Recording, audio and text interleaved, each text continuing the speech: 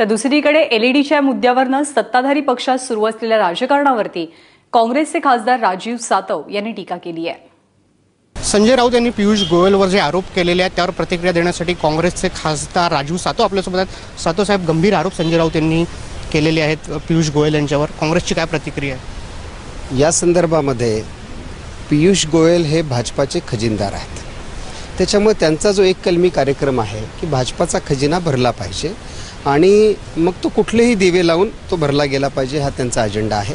आणि त्यामुळे मरीन ड्राईव्हवरचे दिवे पिवळे होते ते आता पांढरे झाले, हे आता शिवसेनेच्या लक्षात यायला लागले।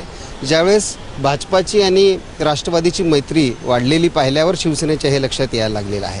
हे त्यांच्या आधीच लक्षात यायला पाहिजे होतं, हे थोडं उशिरा त्यांच्या लक्षात आलेलं आहे। पण जो आरोप शिवसेनेनं केलेला आहे तो आरोप नसून ते सत्य आहे असं संजय राऊत साहेबांचं सुद्धा म्हणणं आहे। आणि त्यामुळे आता पंतप्रधानांनी त्यांच्याच मित्रपक्षाच्या खासदारांना केलेल्या आरोपाची चौकशी केली पाहिजे।